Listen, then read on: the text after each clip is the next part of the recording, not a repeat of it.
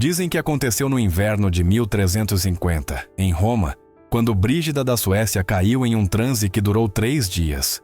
Não foi um desmaio comum nem uma simples febre. Seu corpo ficou imóvel, e ao seu redor reinou um silêncio que obrigava a falar em sussurros.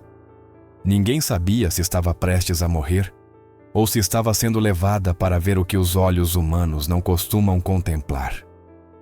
Quando finalmente despertou, seu confessor a encontrou desfeita. Chorava sem controle, respirava ofegante, e suas mãos tremiam com tal violência que não conseguia segurar uma pena. Não falou imediatamente. Dias se passaram antes que sua voz parasse de falhar. Demorou quase uma semana para poder ditar o que, segundo ela, havia presenciado durante aquele silêncio de 3 jornadas. E quando finalmente contou, o confessor, endurecido por anos de estudo, empalideceu. Pediu-lhe que repetisse, como se uma escuta não bastasse para suportar o peso daquelas frases. Precisava ter certeza de ter entendido bem, porque o que Brígida descrevia não era uma visão do inferno. Não era uma profecia do Apocalipse. Era, em aparência, algo menor e, precisamente por isso, mais perturbador. Brígida afirmou que lhe foi mostrado o poder real de uma única oração, pronunciada uma única vez, uma Ave Maria. Não rezada por um santo célebre, nem por um místico reconhecido, nem por alguém cuja vida parecesse impecável aos olhos dos outros, mas por uma pessoa comum, sem prestígio, sem um nome que o mundo conserve. 15 segundos de palavras simples, ditas talvez em voz baixa, talvez com cansaço, talvez em meio às tarefas do dia a dia. Segundo o relato, o efeito foi tão descomunal que Brígida escreveu que, se os mortais pudessem ver o que ela viu, não deixariam passar nem uma hora sem ter essa oração nos lábios. Esta afirmação não se apresenta como poesia, mas como consequência do que foi contemplado. Por isso seu confessor, e quem ouviu depois, ficaram com uma inquietação que não se apaga facilmente. Como pode uma oração tão breve provocar uma reação tão enorme? O relato sublinha um ponto decisivo. Esta visão existe e ficou registrada em seus escritos autênticos. E mesmo assim, por razões que não são explicadas, não recebeu a mesma atenção que outras revelações mais conhecidas. Alguns sugerem que foi eclipsada por suas profecias políticas, aquelas advertências dirigidas a poderosos que sim despertaram temor e conversa. Outros creem que o tema parecia muito simples e, por isso, foi deixado de lado. Mas também se menciona uma terceira ideia, dita em voz baixa, que esta visão foi minimizada porque tocava um nervo incômodo. Se Brígida dizia a verdade, então não falamos de metáforas piedosas. Falamos de uma arma humilde que qualquer um pode usar. Antes de entrar no que Brígida viu a seguir, fica uma pergunta aberta. Quem era ela para que sua palavra tivesse tanto peso e por que se deveria levar a sério sua credibilidade?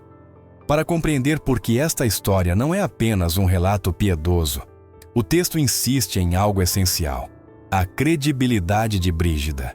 Porque se a mensagem procede de uma figura marginal ou fantasiosa, qualquer um pode descartá-la com facilidade. Mas, segundo o próprio relato, Brígida não era uma mulher inclinada a inventar visões por emoção ou por desejo de chamar a si atenção. Não era uma isolada que vivesse à margem do mundo. Ao contrário, ela é apresentada como uma das mulheres mais influentes, inclusive politicamente, do século XIV. O texto destaca que Brígida tinha acesso aos poderosos, não porque buscasse seu favor, mas porque sua voz se tornou algo que muitos temiam ignorar. Afirma-se que aconselhou reis, que advertiu os que tinham autoridade, e que quando falava, os poderosos ouviam, não por cortesia, mas porque seu histórico era aterrador, em um sentido preciso. O que anunciava se cumpria. O que via se verificava. O exemplo que o relato sublinha é especialmente contundente. Brígida teria predito a peste negra antes que ocorresse, e essa profecia teria sido verificada e documentada. Aqui, o narrador não se detém a enfeitar a anedota, mas a marcar uma linha lógica. Se alguém adverte com antecedência de um desastre dessa magnitude e depois a realidade o confirma, sua palavra deixa de ser um capricho devoto. Torna-se um testemunho incômodo. Um testemunho que obriga a decidir se um o leva a sério ou se prefere desviar o olhar por medo das consequências. Depois, o texto aborda um dado institucional que reforça essa credibilidade. Após sua morte, suas revelações não foram aceitas sem exame. Menciona-se que comissões investigaram suas palavras, revisaram o que havia ditado e que, finalmente, em 1391, foi declarada santa. Não como um gesto romântico para uma mulher carismática, mas como resultado de um processo que, ao menos segundo o relato, colocou sua vida e sua obra sob uma lupa severa. E ainda há um último degrau que o texto utiliza como selo de autoridade. Em 1999, o Papa João Paulo II a elevou novamente, nomeando-a uma das padroeiras da Europa. Essa menção não aparece aqui como um detalhe honorífico apenas, mas como uma conclusão. Se uma figura assim, examinada e reconhecida, afirma ter visto o efeito espiritual de uma única Ave Maria, então já não é tão fácil rir da história, nem reduzi-la à superstição. A pergunta que o relato deixa suspensa é direta. Se Brígida tinha essa classe de peso histórico e eclesiástico, por que sua visão sobre uma oração tão simples resulta tão ignorada? O que é que, segundo ela, se movia no mundo invisível quando alguém pronunciava essas palavras? A visão começou, segundo os escritos de Brígida, na igreja de San Lorenzo in Panisperna, um pequeno templo de Roma onde costumava refugiar-se para rezar em silêncio. Era uma tarde de inverno. O ar cheirava a cera derretida e a pedra úmida. As velas piscavam como se respirassem junto a ela. Enquanto se ajoelhava diante do altar, algo mudou. O mundo visível pareceu dobrar-se, e a luz das chamas tornou-se mais intensa até apagar os contornos do lugar. Brígida sentiu que os muros se tornavam transparentes, como se a realidade tivesse se aberto em duas. E atrás dessa cortina de pedra e sombra, apareceu outra paisagem, tão nítida que seu coração parou por um instante. O que viu não era uma imagem simbólica, mas um cenário vivo, onde cada palavra de oração produzia uma consequência imediata. Diante de seus olhos, os lábios das pessoas que rezavam em distintas partes do mundo se convertiam em fontes de luz. De cada oração, saía um fio dourado que subia lentamente em direção ao céu, como se a fé tivesse forma e peso. Alguns fios eram finos, fracos, interrompidos por distrações. Outros, em contrapartida, ardiam com intensidade, estendendo-se sem se romper. Brígida compreendeu que cada fio representava uma Ave Maria. Viu sair milhares deles de igrejas, conventos, casas pobres, hospitais e celas de prisão. A rede de orações se entrelaçava, formando um tecido luminoso que mantinha unida a humanidade com o céu. Mas também viu lugares sem brilho algum, extensões inteiras envoltas em sombra. Ali não havia vozes que rezassem. Era como se a terra tivesse perdido sua respiração espiritual. A escuridão não era a ausência de cor, mas uma presença densa e viva, que parecia devorar tudo o que tocava. Brígida sentiu um estremecimento e perguntou o que aquilo significava. Uma voz respondeu, firme e suave: a oração é a respiração da alma. Onde não se reza, o ar se torna irrespirável. A santa observou que mesmo as orações imperfeitas, ditas com cansaço ou distração, emitiam brilhos breves que feriam a escuridão. Não havia palavra inútil. Cada tentativa contava. Cada suspiro pronunciado com fé acendia um ponto de luz. O anjo que a acompanhava lhe explicou que as forças do mal fazem todo o possível para distrair o homem, para convencê-lo de que sua oração não tem sentido. Se o inimigo consegue fazê-lo calar, disse a voz, a sombra avança. Mas se o homem pronuncia, nem que seja uma única vez, o nome de Maria, a escuridão retrocede. Então Brígida viu como essas luzes subiam e se uniam, como se cada Ave Maria se entrelaçasse com a seguinte, formando um muro luminoso que sustentava o mundo. A visão não mostrava um milagre isolado, mas uma verdade contínua. Cada oração cria uma faísca que reforça a fronteira entre a luz e a sombra. E quando essa faísca se apaga, o inimigo se infiltra sem ruído, aproveitando o vazio. Compreendeu que o destino espiritual da humanidade se sustenta no invisível, nessas vozes que se elevam sem testemunhas, sem reconhecimento.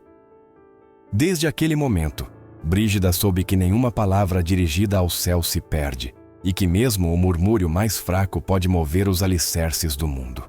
O relato continua descrevendo como, em meio àquela visão, a atenção de Brígida foi dirigida a um ponto concreto do mapa espiritual que se desdobrava diante dela. O anjo lhe mostrou uma pequena casa situada perto do Tibre, em um dos bairros mais pobres de Roma. A moradia era frágil, com as paredes rachadas e uma única janela iluminada pela chama vacilante de uma lamparina a óleo. Dentro, uma anciã estava sentada sobre um banco de madeira, com as mãos entrelaçadas em um rosário simples, feito de contas irregulares. Sua voz tremia ao pronunciar as palavras: Ave Maria, cheia de graça. Enquanto aquela oração subia, Brígida viu como da casa emergia um raio de luz que cortava até a escuridão do ar como uma espada. O feixe elevou-se lentamente, atravessando as sombras, e em sua passagem, os rostos deformes que habitavam essa penumbra retrocederam com fúria. Não era uma metáfora. Segundo a descrição de Brígida, as forças inimigas reagiam com ódio e medo, incapazes de suportar a claridade que brotava de umas poucas palavras ditas com fé. Nesse instante, compreendeu que o inferno não teme a sabedoria humana, nem a riqueza, nem a força dos exércitos, mas sim a pureza de uma oração simples, pronunciada por lábios pobres. O anjo lhe fez notar algo mais. Aquela Ave Maria da anciã não só repelia o mal, mas atraía a graça divina sobre toda a rua.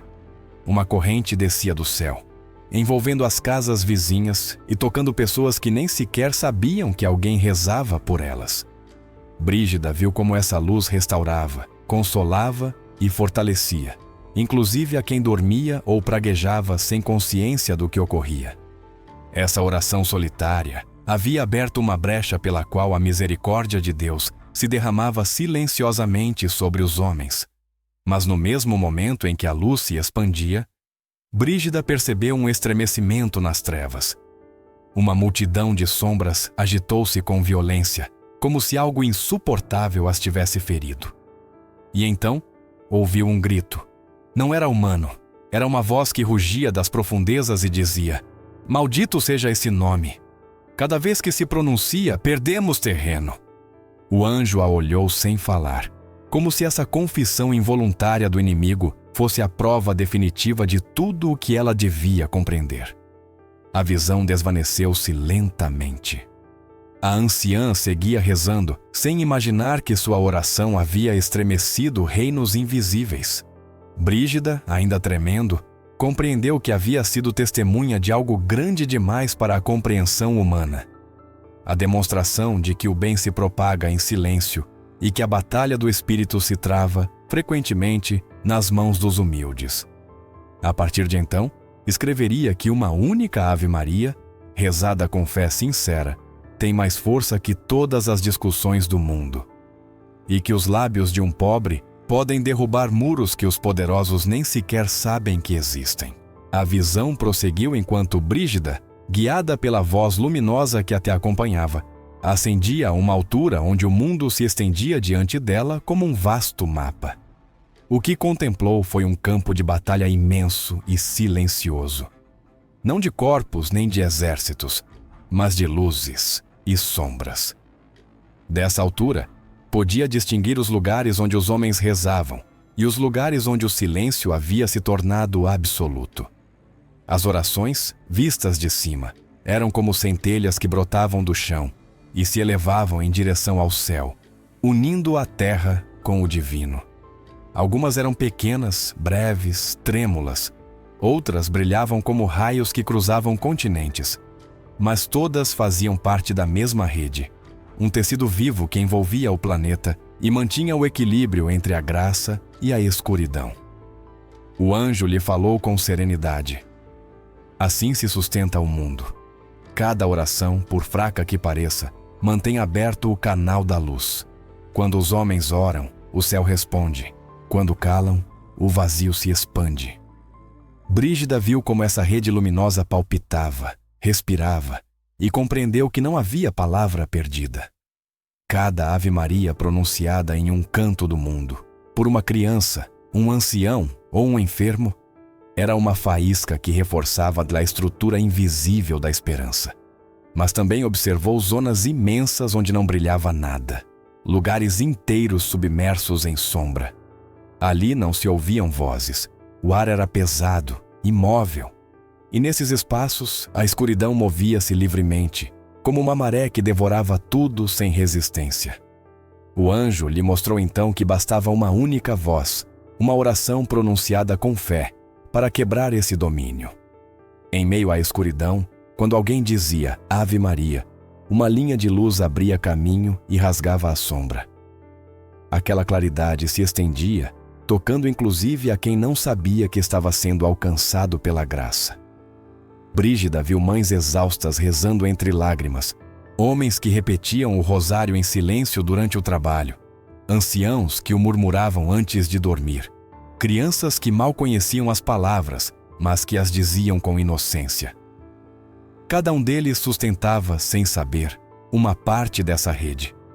Nos lugares onde a fé permanecia viva, a escuridão não podia se assentar.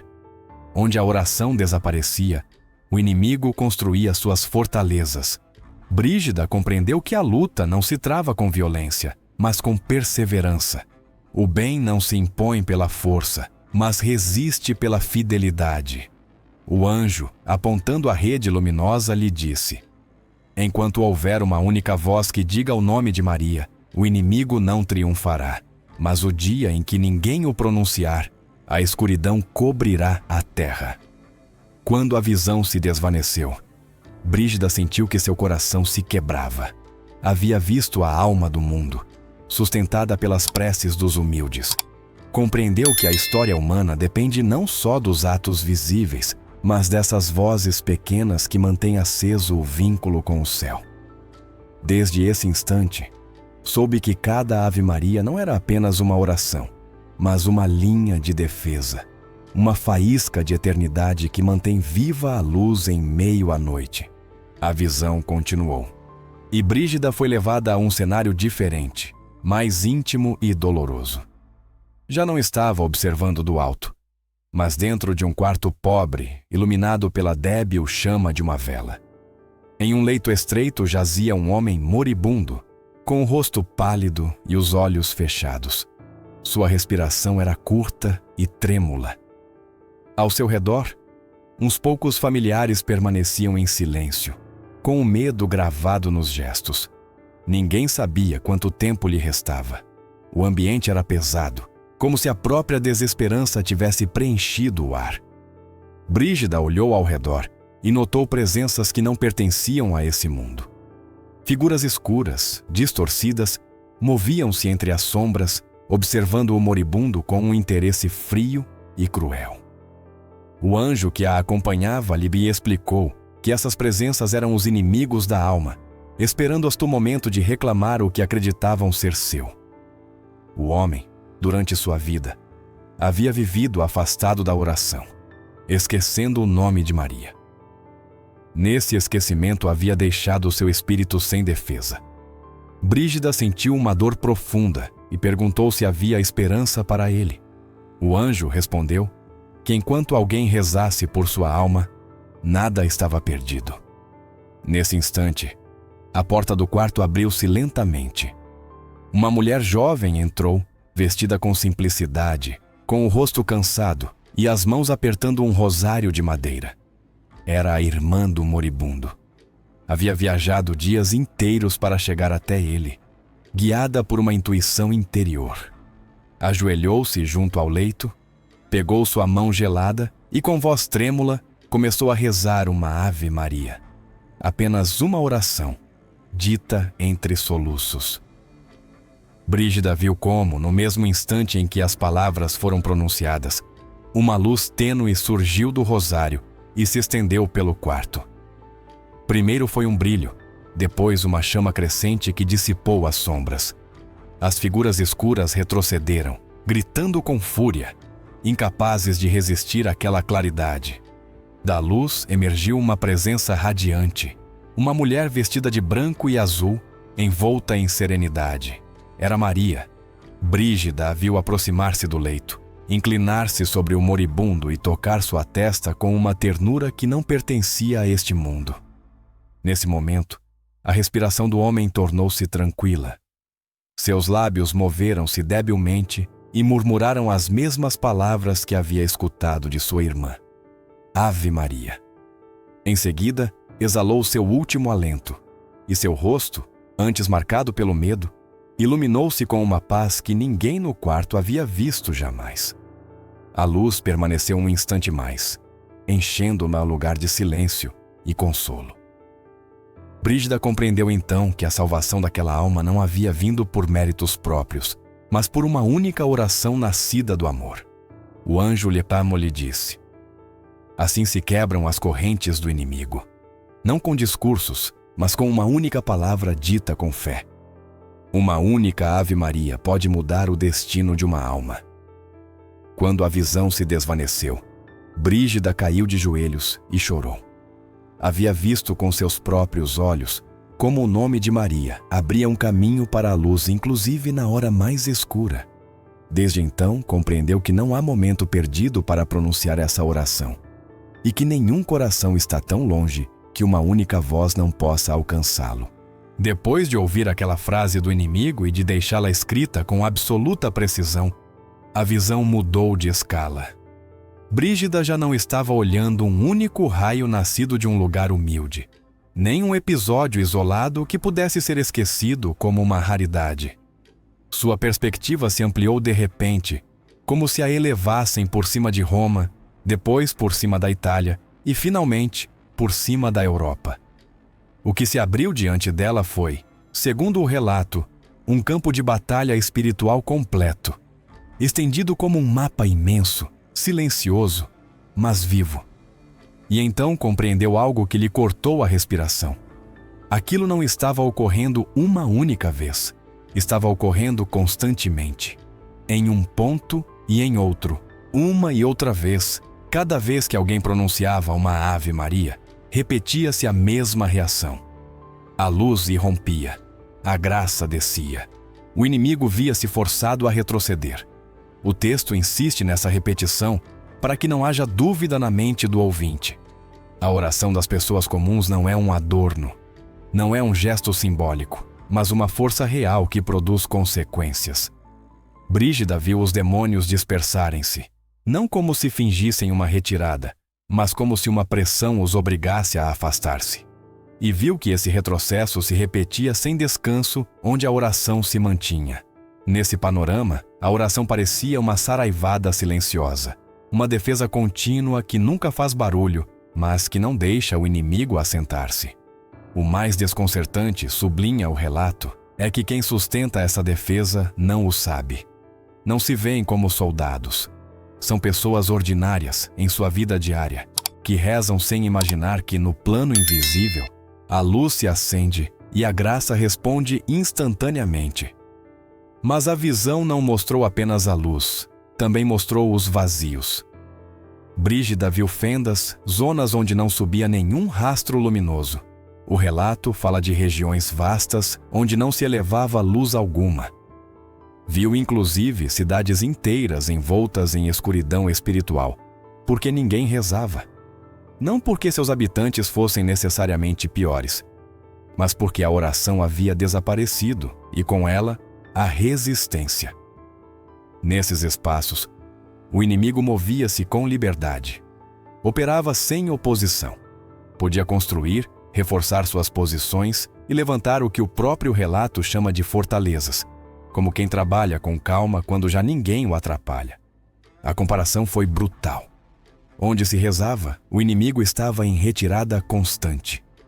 Onde se negligenciava essa oração, a escuridão instalava-se como se sempre tivesse feito parte da paisagem. E aqui o relato deixa perguntas que não se podem evitar, porque apontam diretamente para a vida diária. Quantas vezes a ausência de oração se disfarça de normalidade? Quantas vezes chamamos vida ao que na realidade é uma cidade sem luz, um lar sem defesa, um coração sem resistência? Quantas vezes nos convencem de que uma oração breve não muda nada, e precisamente por isso cedemos terreno sem perceber? Brígida, dessa altura, não estava recebendo uma teoria, mas um diagnóstico, um mapa de consequências. A visão parecia dizer-lhe que o combate não se decide apenas em grandes decisões, mas em hábitos mínimos, repetidos, aparentemente insignificantes.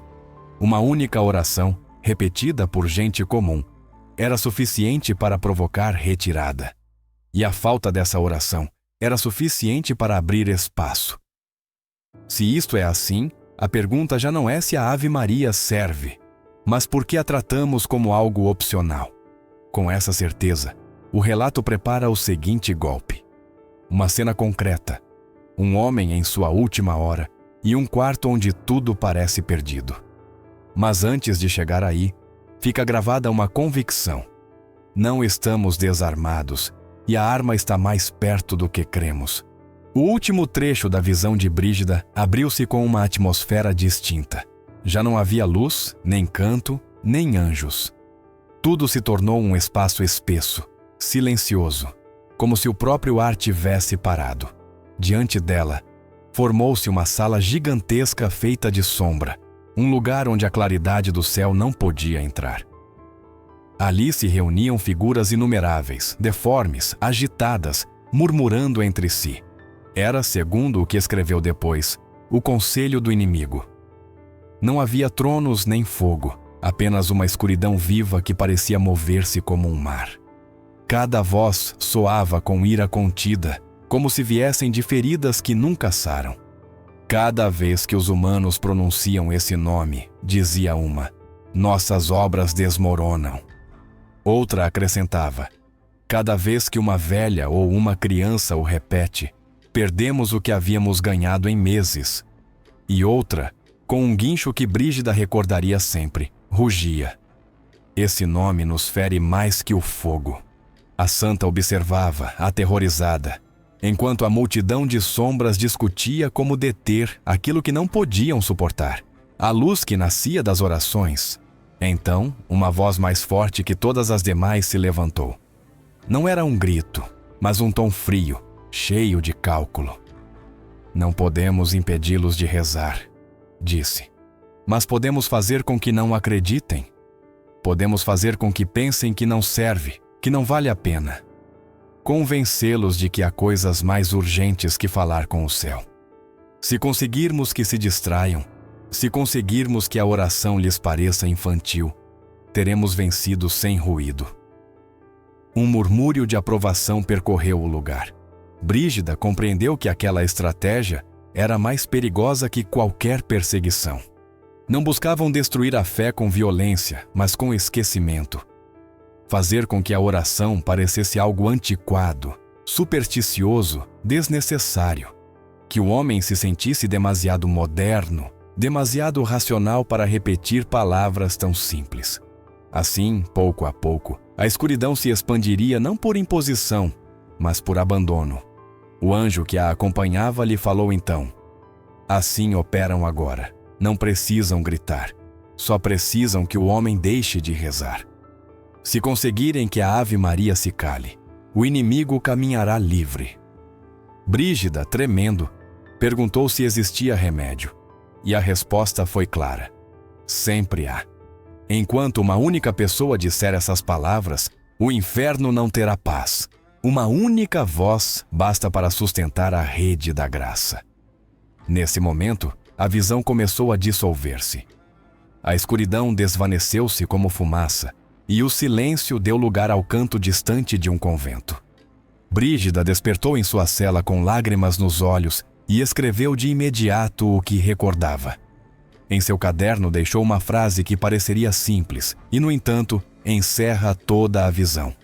Estamos armados e não o sabemos. Disse que o maior triunfo do inimigo não era a queda de uma alma, mas convencê-la de que uma oração não tem poder. Por isso pediu que ninguém desprezasse a repetição da Ave Maria, ainda que a mente se distraia, ainda que pareça rotineiro. Cada palavra, escreveu, é um golpe de luz em meio à noite. Cada vez que alguém pronuncia Ave Maria, um muro desmorona e a claridade abre caminho. Nessa mensagem final não há ameaça, mas esperança. Não é preciso ser sábio nem santo. Basta não calar. Porque enquanto em qualquer canto do mundo existir uma voz que invoque a Virgem, a escuridão terá fronteiras e o céu, por pequeno que pareça, sempre encontrará um caminho para descer.